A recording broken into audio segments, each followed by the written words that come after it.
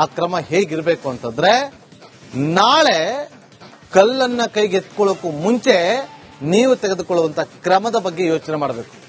ಅಂತ ಒಂದು ಕ್ರಮವನ್ನ ಜರುಗಿಸಬೇಕಾಗುತ್ತೆ. ಇಲ್ಲ ಅಂತಂದ್ರೆ ಇದೇ ರೀತಿಯಾಗಿ ನಾಳೆ ಇನ್ನೊಂದು ಮೆರವಣಿಗೆ ಹೋಗುತ್ತೆ, ಆಗ್ಲೂ ಕೂಡ ಕಲ್ಲು ತೂರಾಟವನ್ನು ನಡೆಸುವಂತ ಕೆಲಸಗಳಾಗುತ್ತೆ. ಇದೇ ವಿಚಾರವಾಗಿ ಡಿಸಿಪಿ ಕೂಡ ಮಾತಾಡಿದ್ದಾರೆ. ಕಲ್ಲು ತೂರಾಟ ಸಂಬಂಧ 3 ವಶಕ್ಕೆ ಪಡೆದುಕೊಂಡು ವಿಚಾರಣೆಗೆ ಒಳಪಡಿಸಿದ್ದೀವಿ. 3 ಕೂಡ ಅಪ್ರಾಪ್ತರನ್ನ ವಿಚಾರಣೆಗೊಳಪಡಿಸಲಾಗಿದೆ. ಪ್ರಾಥಮಿಕ ಮಾಹಿತಿ ಆಧಾರದ ಮೇಲೆ ನಾವು 3 ವಶಕ್ಕೆ ಪಡೆದುಕೊಂಡಿದ್ದೀವಿ ಅಂತ ಹೇಳಿ ಪಶ್ಚಿಮ ವಲಯ ಡಿಸಿಪಿ, ಪಶ್ಚಿಮ ವಿಭಾಗದ ಡಿಸಿಪಿ ಯತೀಶ್ ಅವರು ಕೊಟ್ಟಿರುವಂತಹ ಪ್ರತಿಕ್ರಿಯೆ.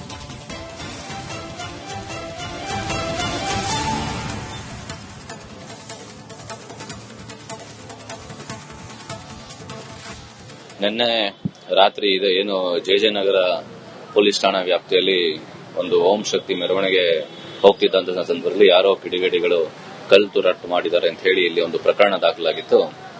ಆ ಪ್ರಕರಣದ ತನಿಖೆಯನ್ನು ನಿನ್ನೆ ರಾತ್ರಿನೇ ನಾವು ಶುರು ಮಾಡಿದ್ವಿ. ಮತ್ತೆ ಯಾರು ಈ ಕೇಸ್ನಲ್ಲಿ ಇನ್ವಾಲ್ವ್ ಆಗಿದ್ದಾರೆ ಅಂತ ನಾವು ಚೆಕ್ ಮಾಡಲಾಗಿ 3 ಜನ ಅಪ್ರಾಪ್ತ ಬಾಲಕರು ಒಂದು ಸಂದರ್ಭದಲ್ಲಿ ಅಲ್ಲಿದ್ದು ಮತ್ತು ಈ ಕಲ್ಲು ತೂರಾಟಕ್ಕೆ ಕಾರಣ ಆಗಿರೋ ಒಂದು ಮಾಹಿತಿ ಮೇರೆಗೆ ಅವ್ರ 3 ಜನನ ನಾವು ಪಿಕ್ ಮಾಡಿದೀವಿ. ಮತ್ತೆ ಈಗ ತನಿಖೆ ಮುಂದುವರೆದಿದೆ. ಬೇರೆ ಯಾರು ಇರಲಿಲ್ಲ ಸರ್? ಅಲ್ಲ, ಈಗ ನಮಗೆ ಇಲ್ಲಿವರೆಗೂ ತನಿಖೆಯಿಂದ ಏನ್ ತಿಳಿದು ಬಂದಿದೆ ಅಂದ್ರೆ ಆ 3 ಜನ ಅಪ್ರಾಪ್ತರಲ್ಲಿದ್ದು ಮಾಡಿದ್ದಾರೆ ಅನ್ನೋ ಮಾಹಿತಿ ಇದೆ. ಅವ್ರನ್ನ ಪಿಕ್ ಮಾಡಿದ್ವಿ. ತನಿಖೆ ಮುಂದುವರೆದಂತೆ ಬೇರೆ ಯಾರಾದ್ರೂ ಇನ್ವಾಲ್ವ್ಮೆಂಟ್ ಮತ್ತೊಂದಿದ್ರೆ ಮುಂದೆ ಮಾಡ್ತೀವಿ. ಇಂಟೆನ್ಷನ್ ಅದೇ ಹೇಳ್ತಾ ಇರೋದು. ಈಗಿನ ತನಿಖೆಯ ಪ್ರಕಾರ 3 ಜನ, ತನಿಖೆ ಮುಂದುವರೆದಂತೆ ಹೆಚ್ಚಿನ ಮಾಹಿತಿ ಏನಾದ್ರು ಇದ್ರೆ ಅದ್ರ ಪ್ರಕಾರ ನಾವು ತನಿಖೆ ಮಾಡ್ತೀವಿ.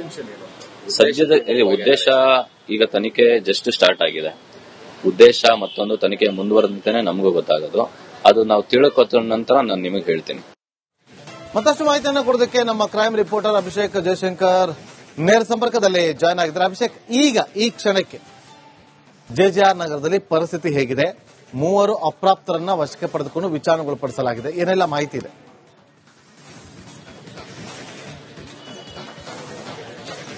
ಹೀಗಾಗಿ ಇನ್ನು ತೀವ್ರವಾಗಿ ಒಂದು ವಿಚಾರಣೆ ನಡೆಸುವಂತಹ ಒಂದು ಪ್ರಕ್ರಿಯೆಗಳು ಕೂಡ ನಡೆಯುತ್ತೆ. ಈ ಅಪ್ರಾಪ್ತರು 18ರ ಅಂಚಿನಲ್ಲಿರುವಂತಹ ವ್ಯಕ್ತಿಗಳಿಗೂ ಕೂಡ ಅಪ್ರಾಪ್ತ ಅಂತ ಹೇಳಲಾಗುತ್ತೆ. ಹಾಗಂತ ಹೇಳಿ ಅವರಿಗೆ ಮೆಚುರಿಟಿ ಇಲ್ಲ ಅಂತ ಹೇಳಿ ಅಲ್ಲ, ಇವರಿಗೆ ಯಾರು ಫೀಡ್ ಮನ್ನಾ ಮಾಡಿದ್ದಾರೆ ಅನ್ನುವಂತಹ ಒಂದು ವಿಚಾರವಾಗಿ ಕೂಡ ಆ ಆಂಗಲ್ ನಲ್ಲಿ ತನಿಖೆಯನ್ನು ನಡೆಸುವಂತಹ ಒಂದು ಪ್ರಕ್ರಿಯೆಗಳನ್ನ ಈಗ ಪೊಲೀಸರು ಮಾಡ್ತಾ ಇದ್ದಾರೆ ಅಂತಾನೆ ಹೇಳ್ಬೋದು.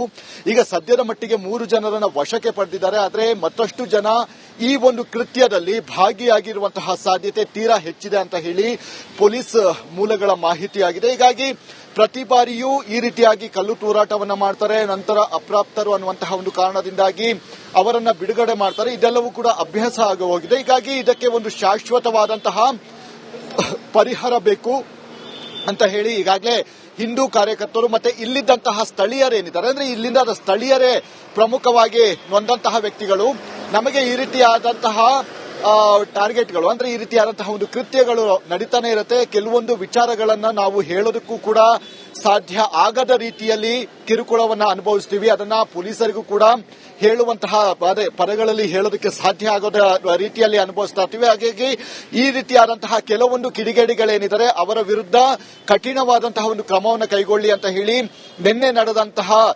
ಪ್ರಹಸನದಿಂದಾಗಿ ಇಲ್ಲಿನ ಸ್ಥಳೀಯರು ಪೊಲೀಸರಿಗೆ ಮನವಿಯನ್ನ ಕೊಟ್ಟಿರುವಂತದ್ದು. ಹೀಗಾಗಿ ಈ ಒಂದು ಹಿನ್ನೆಲೆಯಲ್ಲಿ ಈಗ ಸದ್ಯ 3 ಜನರನ್ನ ಏನು ವಶಕ್ಕೆ ಪಡೆದುಕೊಳ್ಳಲಾಗಿದೆ.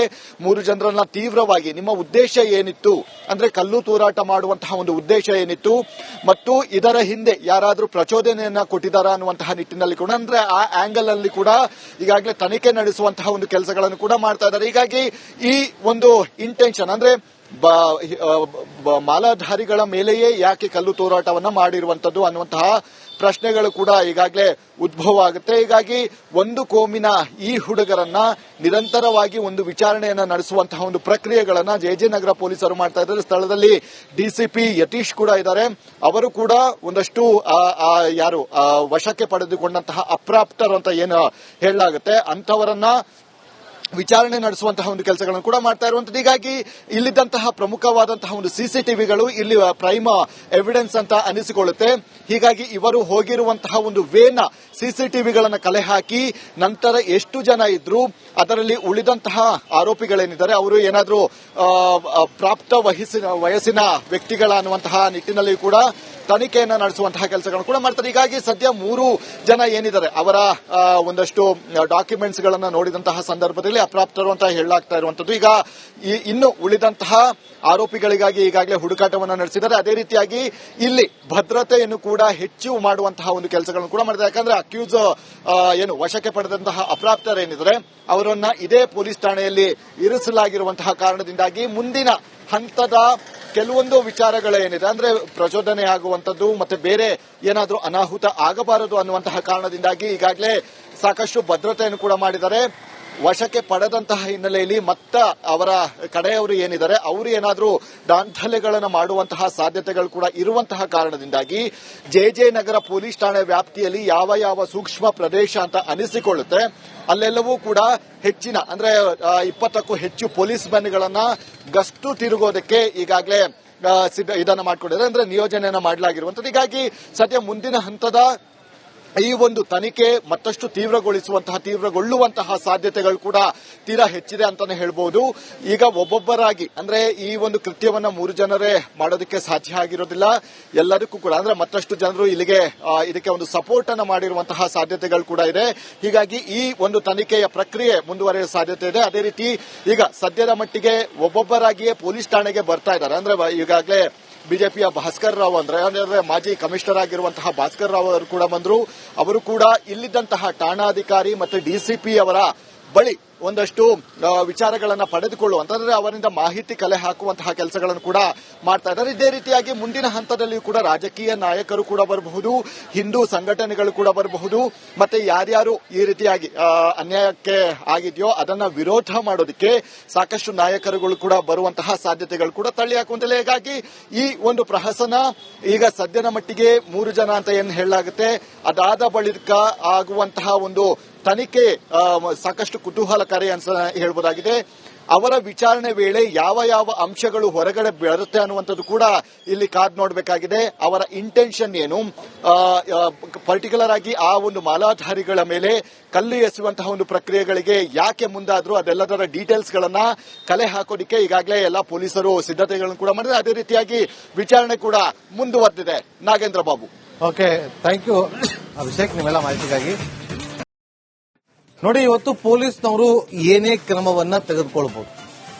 ಆ ಕ್ರಮ ಹೇಗಿರಬೇಕು ಅಂತಂದ್ರೆ ನಾಳೆ ಕಲ್ಲನ್ನ ಕೈಗೆ ಎತ್ಕೊಳ್ಳೋಕ್ಕೂ ಮುಂಚೆ ನೀವು ತೆಗೆದುಕೊಳ್ಳುವಂತ ಕ್ರಮದ ಬಗ್ಗೆ ಯೋಚನೆ ಮಾಡಬೇಕು. ಅಂತ ಒಂದು ಕ್ರಮವನ್ನ ಜರುಗಿಸಬೇಕಾಗುತ್ತೆ. ಇಲ್ಲ ಅಂತಂದ್ರೆ ಇದೇ ರೀತಿಯಾಗಿ ನಾಳೆ ಇನ್ನೊಂದು ಮೆರವಣಿಗೆ ಹೋಗುತ್ತೆ, ಆಗ್ಲೂ ಕೂಡ ಕಲ್ಲು ತೂರಾಟವನ್ನು ನಡೆಸುವಂತ ಕೆಲಸಗಳಾಗುತ್ತೆ. ಇದೇ ವಿಚಾರವಾಗಿ ಡಿಸಿಪಿ ಕೂಡ ಮಾತಾಡಿದ್ದಾರೆ. ಕಲ್ಲು ತೂರಾಟ ಸಂಬಂಧ 3ರನ್ನ ವಶಕ್ಕೆ ಪಡೆದುಕೊಂಡು ವಿಚಾರಣೆಗೆ ಒಳಪಡಿಸಿದ್ದೀವಿ. 3 ಕೂಡ ಅಪ್ರಾಪ್ತರನ್ನ ವಿಚಾರಣೆಗೆ ಒಳಪಡಿಸಲಾಗಿದೆ. ಪ್ರಾಥಮಿಕ ಮಾಹಿತಿ ಆಧಾರದ ಮೇಲೆ ನಾವು 3ರನ್ನ ವಶಕ್ಕೆ ಪಡೆದುಕೊಂಡಿದ್ದೀವಿ ಅಂತೇಳಿ ಪಶ್ಚಿಮ ವಲಯ ಡಿಸಿಪಿ, ಪಶ್ಚಿಮ ವಿಭಾಗದ ಡಿಸಿಪಿ ಯತೀಶ್ ಅವರು ಕೊಟ್ಟಿರುವಂತಹ ಪ್ರತಿಕ್ರಿಯೆ.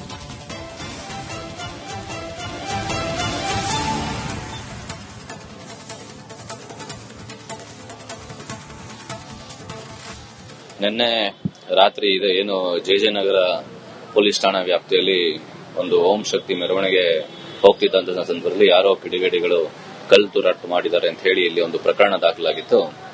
ಆ ಪ್ರಕರಣದ ತನಿಖೆನ ನಿನ್ನೆ ರಾತ್ರಿನೇ ನಾವು ಶುರು ಮಾಡಿದ್ವಿ. ಮತ್ತೆ ಯಾರು ಈ ಕೇಸ್ನಲ್ಲಿ ಇನ್ವಾಲ್ವ್ ಆಗಿದ್ದಾರೆ ಅಂತ ನಾವು ಚೆಕ್ ಮಾಡಲಾಗಿ 3 ಜನ ಅಪ್ರಾಪ್ತ ಬಾಲಕರು ಒಂದು ಸಂದರ್ಭದಲ್ಲಿ ಅಲ್ಲಿದ್ದು ಮತ್ತು ಈ ಕಲ್ಲು ತೂರಾಟಕ್ಕೆ ಕಾರಣ ಆಗಿರೋ ಒಂದು ಮಾಹಿತಿ ಮೇರೆಗೆ ಅವ್ರ 3 ಜನನ ನಾವು ಪಿಕ್ ಮಾಡಿದೀವಿ.